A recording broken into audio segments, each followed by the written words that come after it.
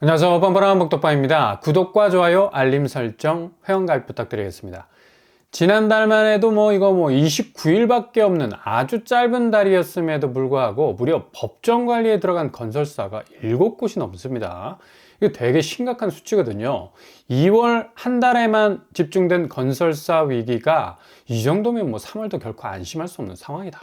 어찌 보면 내수 경기 버팀목이 될 수 있는 건설업은 그 기반이 대부분 중소형 건설사들이 허리 역할을 하고 있어서 딱 받쳐주는, 이건 거의 복대 역할을 하는 곳들이기도 한데, 이렇게 거침없이 7곳이 법정관리 신청에 들어가게 되면 앞으로가 더 문제라는 얘기죠. 그냥 건설 기반이 붕괴가 될 수 있는 위기에 빠질 수도 있어요. 이렇게 현금 확보가 기본적으로 되지 않는 분양 참패가 또 연속적으로 스트라이크 아웃을 당할 정도니까 득점할 기회를 잡지 못하는 거야. 무슨 주자가 적어도 1루에라도 나가야지, 번트를 대든지 안타를 치든지 홈런을 치든지 뭔가 스코어를 낼 수 있는 기반이 다져지게 되는데, 분양하는 곳곳마다 족족 그냥 쓰러질 정도의 미분양 사태가 발생을 하니까 어떻게 차후에 계약금부터 들어올 수 있는 입구를 확보할 수 있겠습니까?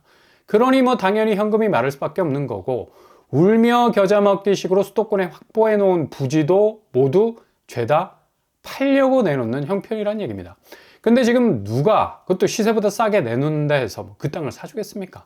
어차피 분양 실적이 좋지 않은 회사에서 울며 겨자 먹기 식으로 내놓은 땅, 이미 패는 다 까발려졌는데 사업성 부진으로 인한 현금 확보 차원에서 땅을 내놓는 건데 그냥 바로 손절각으로 들어가게 되는 거고요.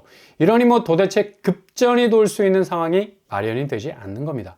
이번 주 마감이 된 평택에서의 분양, 지제역 반도체밸리, 해링턴 플레이스, 이름은 정말 거창하죠. 일단 평택도 반도체 호재를 물고 있는 곳이니까 중소형 건설사에서 분양을 했었는데, 일단 평택도 반도체 호재를 물고 있는 곳이니까 해링턴 플레이스 중견 건설업체 브랜드입니다. 근데 분양 결과를 보면 아찔할 정도, 1158세대 모집에 376명이 지원을 했어요. 이거 최종 계약률도 문제가 될 수 있어서 앞으로 갈 길이 가시밭길임에 틀림없죠. 이렇게 분양 자체가 그 근간이 흔들리고 있으니까 2월에 7곳이 법정 관리에 들어갔다는 소식은 놀랄 일도 아니라는 정황도 나오는 거고, 용인에서 이번에 분양한, 여기도 중견 건설사를 할 수 있죠. 서희 스타힐스. 분양 결과도 거의 모든 평형에 세모표가 떴습니다. 그냥 다 미분양이라는 건데 92세대 모집에 95명이 지원을 했습니다. 용인도 반도체 클러스터 호재로 들썩거리는 분위기. 그러나 일부 낙수효과, 물 떨어지고 꿀 떨어지는 곳만 반사 효과를 볼 뿐, 나머지는 그냥 신축도 줄줄이 고전을 면치 못하고 있는 상황이죠. 이렇게 분위기가 묘하게 돌아가니까 어떻게 특히 중견건설사들이 버틸 수 있겠습니까? 대형건설사들도 실신할 판인데 자금이 끊기면 모든 공사판의 기기가 그대로 중단돼야 하는, 그냥 즉결심판 저리 가라죠. 자금이 돌지 않으면 그냥 쓰러질 수밖에 없는 게 바로 건설사 톱니바퀴. 그렇게 돌아가야 할 바퀴가 그냥 그대로 멈춰 서버리게 되는 건데, 2월에 법정관리업체가 특히 중소형 건설업체 위주로 쏟아져 나왔으니 3월 넘어서서 4월에 들어가게 되면 그냥 본물처럼 쏟아질 가능성 아주 많다는 걸 알 수가 있죠. 대형 건설사들도 올해는 사업을 최대한 자제하자는 이 방침이 내려질 정도로 낮은 폭으로 기어가고 있는 상황이죠. 가뜩이나 자금 나는 브릿지론, 그러니까 부동산 PF로 가기 전 단계의 건설사가 대출을 받는 정류장인데 이자만 10%가 넘습니다. 사업 성공해서 PF로 간신히 넘어가야 고금리 부담을 덜어낼 수 있는, 조금은 이 저금리의 PF로 갈 수 있는데 이거 사업성이 도대체 나오지 않으니까 그냥 딱 고금리에 물려 있는 거죠. 더 이상 이자를 감당해낼 재간이 없으니까 있는 것 없는 것 다 세간을 내놔야 하는데, 그중 건설사가 가지고 있는 자산이라는 게 바로 땅일 수밖에 없는 거죠. 이렇게 상황이 돌아가다 보니까 우발 채무, 그러니까 자금 경색에 빠질 수 있는 위험을 떠안고 있는 곳이, 떠안고 있는 그 액수 무려 30조 원에 달하는 걸 볼 수가 있어요. 미수금은 31조 4천억에 달하고 2022년보다 25% 증가세로 열심히 달리고 있습니다. 사정이 이렇게 돌아가다 보니까 시공능력 50위 건설사, 이거 되게 중요한 기준이거든요. 시공능력 50위 안에 든다는 건 웬만한 사업 승인 다 받고 어떤 건물이라도 뚝딱 지을 수 있는 기술력을 가지고 있는 곳인데도 이 중 14곳이 부채 비율이 200%를 넘어서고 있습니다. 정말 한계치로 가고 있다는 걸 볼 수 있을 정도. 그리고 숟가락 하나 더 얹어서 어제 태영이 자본 잠식 상태 지표를 공개를 했는데, 자본 총계는 마이너스 5,600억 정도. 그러니까 자산보다 부채가 더 많아지는 결과란 얘기죠. 자체 자본이 빚에 의해서 잠식을 당한 수치라 보면 되겠습니다. 그러니까 북극해 떠있는 빙하 생각하시면 돼요. 겉으로 보기엔 빙하 크기가 쬐끄만하게 보여도 실제로 그렇게 바다 표면에 떠있는 빙하 밑으로는 그 크기가 태백산맥만한 엄청난 규모의 밑둥이 가라앉아 있는 형국. 딱 이런 모습 그대로로 할 수 있죠.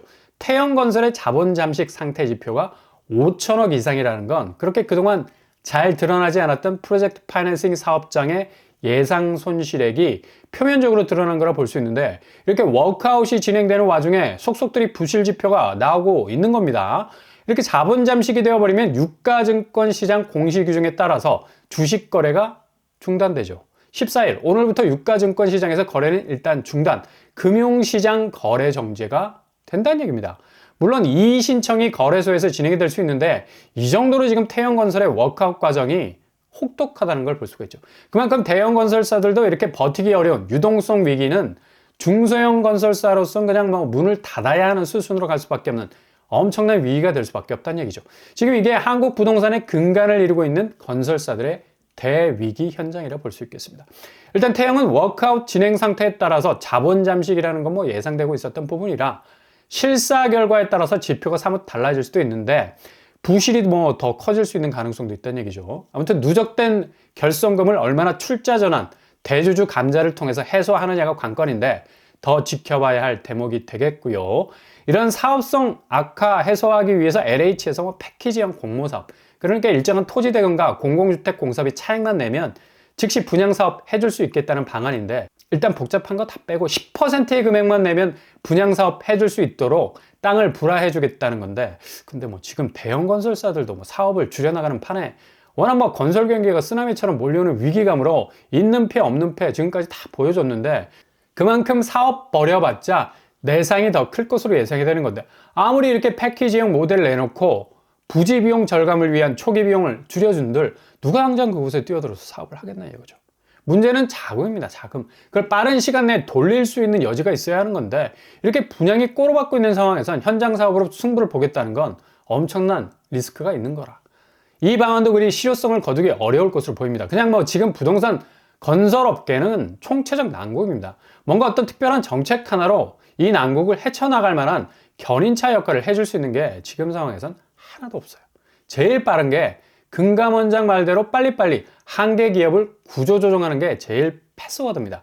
이게 지금 어떻게 건질 방법이 없는데 침몰해 가는 배는 그냥 버리고 나오는 게 정석 아닌가? 그렇게 같이 침몰한다면 엄청난 피해를 양산할 수밖에 없죠. 그러나 실제로 PF 구조조정이 확실하게 빠른 칼날로 잘라내는 듯한 모습들이 명확하게 지금 보이지 않습니다. 대부분 어째어째해서 어수선한 상황에서 2월 7개 중소형 건설사가 법정 관리로 넘어가게 되고, 그렇게 우왕좌왕하는 모습들이 연출되면서 기업이 스스로 폐업을 하는 수순으로 가고 있는 건데, 이렇게 구조조정 속도가 늦어지게 되면 그냥 다 떠안고 이후에는 같이 터질 수 있는 리스크도 발생할 수가 있어요. 아마 4월 넘어가면서 이런 추세가 본격화될 수 있을 것으로 보이는데, 정말 부동산 시장은 아비규환 상황 올 수도 있겠습니다. 물론 뭐 부동산 PF가 집값에 직접적인 타격을 주는 건 뭐 이게 반대적으로 집값이 지금 꺾이고 있기 때문에 부동산 PF 문제가 터지는 그런 어떤 수순이거든요. 그러니까 PF가 집값에 직접적인 영향을 주지 않는다 하지만 실제로는 집값에 엄청난 영향을 받고 있는 상황이에요. 집값 내려가면 당연히 건설업계는 자금난에 빠질 수밖에 없는 거고, 신축은 중도계약자 포기 속출로 인해서 일단 중도금 잔금까지 확실하게 받아낼 수 있는 루트가 차단이 되면서 현금화 어려워지잖아요. 그러니 청약통장이 브랜드 아파트로 다 가는 겁니다. 중소형 브랜드는 어차피 떨어지는 집값 받아낼 내구성이 많이 하락한다고 생각을 하고 있거든요. 구축 역시도 뭐 전체적인 집값 추이가 계속해서 하락으로 가게 되면 20% 정도 떨어져도 대출자 5% 정도가 그 집 팔아도 빚을 못 갚는 상황에 처하게 되고, 집값 30% 하락 시엔 부동산 PF 부실이 더욱 커질 수밖에 없는 상황에 있다는 얘기입니다. 이게 집값과 PF는 아주 중요한 원인과 결과를 서로 주고받는 관계라 볼 수 있죠. 그러니 당연히 상반기 지나면서 올해 집값은 거의 드라마틱한 변동성 충분히 보여주고도 남을 수순에 있습니다. 3월 14일자 오늘 매물 증가량 한번 보세요. 매일매일 뭐 매물 증가량 소개해 드리고 있는데 이게 되게 지금 상징적이거든. 미국 CPI 오르고 기준금리 인하 물 건너갔다는 분위기 함께 국내 건설사들 줄도산 위기가 앞으로 닥칠 위험까지 더해지니까 이제 팔고 나가자는 매물 아우성입니다. 이번 주 들어서면서 매일 1000건씩 증가하고 있는 추세. 거의 뭐 기록적인 행진이라 볼 수 있죠. 8만 1000건까지 찍기 시작하던 메탁이 점점 올라가고 있습니다. 오늘은 8만 3000건 찍었어요. 이렇게 매물이 폭증한 적이 있었던가? 지난해 금리가 미친 듯이 올랐을 때 서울 매물량이 일시적으로 급증한 것 빼고는 지금 상황에선 매물이 거의 폭주하고 있는 건 이례적인 일입니다. 매매, 전세, 월세. 전세는 뭐 거의 비슷한 수준, 월세는 늘어나고 있는 지표를 보이고 있는데 이것도 지금 다가구 주택에 대해 전세는 겁나죠. 일단 사기당할 수 있는 리스크가 어느 때보다도 크다는 위기감이 있기 때문에 다가구 전세는 줄어들고 있고 월세 비중이 늘어나고 있는 상황입니다. 그만큼 전세에 대한 수요가 급격하게 줄어가고 있다는 건데 굳이 뭐 리스크 떠안고 전세 들어갈 이유가 있습니까? 그냥 걸쳐서 갈 수 있는 월세가 훨씬 더 부담이 덜할 수 있다는 얘기. 아무리 전세 물량이 딸린다 하지만 일부 전세 매물이 무섭게 빠지는 경향도 나타나고 있어요.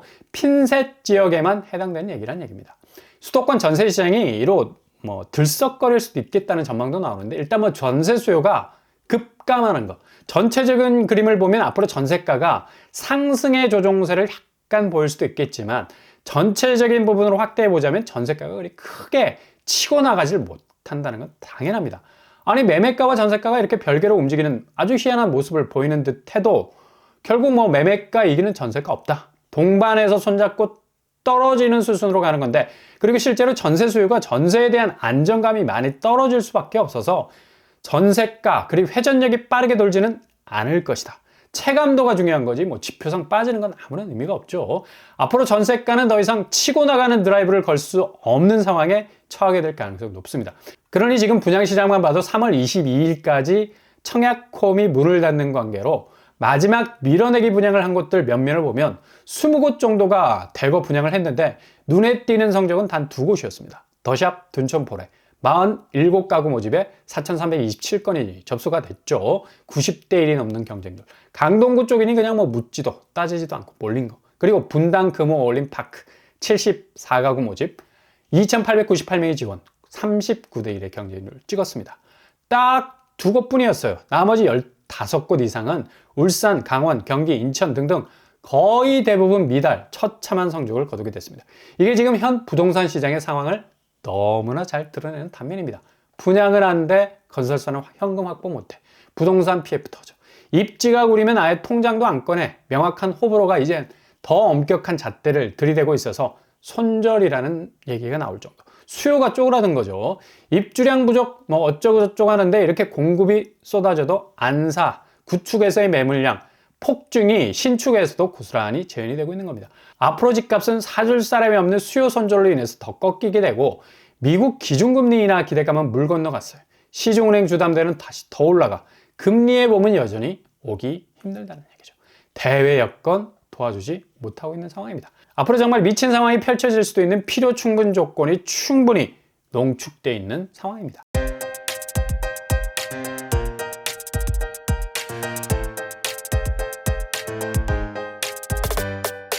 오늘의 부동산 캐릭터처 3월의 고비가 4월의 위기설을 현실화할 수 있는 뭔가 에어가 꽉 차고 있다는 느낌. 더 차게 되면 그냥 빵 하고 터질 수 있는 리스크가 커지고 있죠. 그냥 분양시장과 매물시장만 봐도 답이 딱 나옵니다. 분양은 참패, 매물은 폭증, 수요가 없는 부동산 집값은 결국 하락세로 갈 수밖에 없는 수순. 누가 탈출할 수 있는 골든타임을 잡느냐가 관건입니다. 오늘도 응원합니다. 항상 여러분의 길이 꽃길만 되실 수 있기를 바랍니다. 이상으로 뻔뻔한 복덕과 마치겠습니다. 구독과 좋아요 부탁드립니다. 감사합니다.